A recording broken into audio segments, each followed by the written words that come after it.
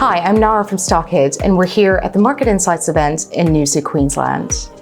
Here with me today is Rob Sennitt, Managing Director of Alicanto Minerals. Thanks for joining us, Rob. My pleasure, thank you. Let's get started with an overview of the company and why it should be on every investor's watch list. Yeah, look, I joined Alicanto about a year ago. What really attracted me to Alicanto was probably three things, which probably I think sort of elevate it in terms of an attractive investment proposition.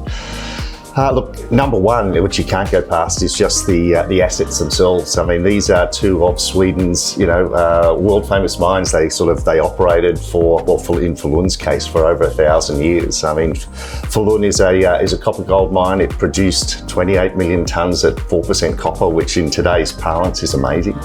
And it, for hundreds of years was the biggest copper producer in the Western world. I mean, you see copper from Falun sitting on the roof of the Palace of Versailles. I mean, it's an amazing story.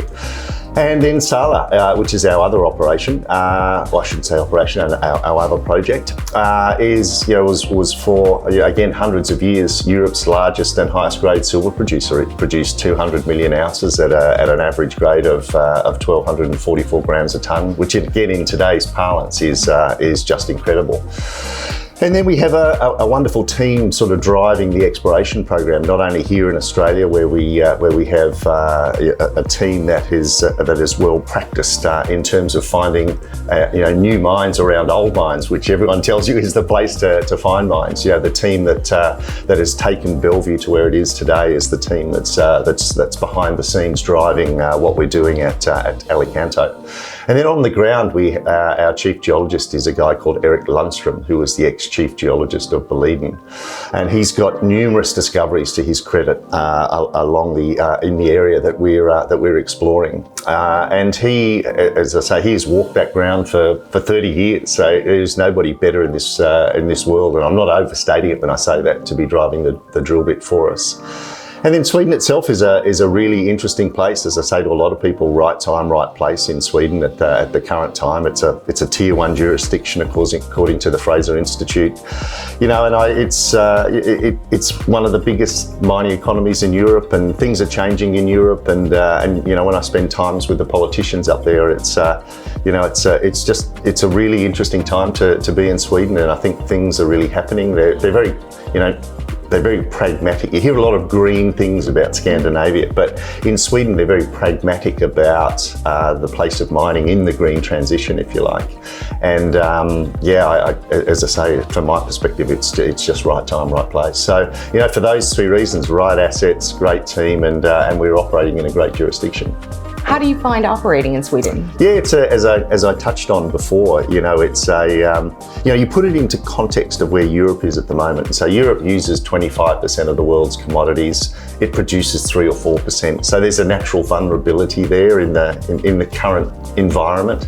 And then you overlay Russia on top of that, and that sort of just increases that vulnerability and concern in Europe. And so the EU looks to the member states in terms of sort of upping their contributing to greater self-sufficiency in commodities, and countries like Sweden, as one of the largest resource producers in the EU, that responsibility obviously sort of falls to them.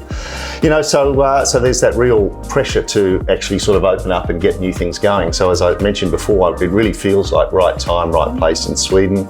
They don't want to open mines in sort of new areas, but we're operating in an area down south, very close to Stockholm, which has been a mining centre for thousands of years. The infrastructure is fantastic. People understand mining down there. It's a very big VMS system down there. So you've got Boliden operating there in the Garpenberg mine. You've got Lundin operating there with their Zinkgruvan mine. Yeah, so we're in the right place. As I've said before, there's a real impetus in Sweden to sort of get things moving. So it's so it's been as I say, from where I first started, with the whole green thing, I'm really feeling pretty good about where we are in Sweden at the moment. That's very interesting. Looking ahead, what can investors expect in the next 6 months? Yeah, it's an exciting time for us now. It's we've done a great job putting a resource in place at Sala, but then we did our first drill hole at Falun and came up with a phenomenal result. And we now and on the back of that result, we then bought the old Falun claim, and we paid about $200,000 for this claim. And I have no doubt that that'll ultimately prove to be the buy of the century. And we've been able to link the geological sequence between Falun and this first drill hole of ours at Wick Groove and along that 3.5 kilometre trend. And we now we've done a lot of hard work, and we have a lot of good targets around that particular area. And so we're about to start our drill program. We'll start drilling this quarter, and hopefully the results will flow. And what I'd like to think is, I've been telling this story for a little while now, but I think the proof will be in the pudding, and I'm really anticipating some pretty good results to come out of that drill program. So it's going to be an exciting time the next 6 months for us. Well, thank you, Rob. That was very insightful. It's great to have you on here today. Well, thank you for having me. I appreciate it. Yeah. Thank you.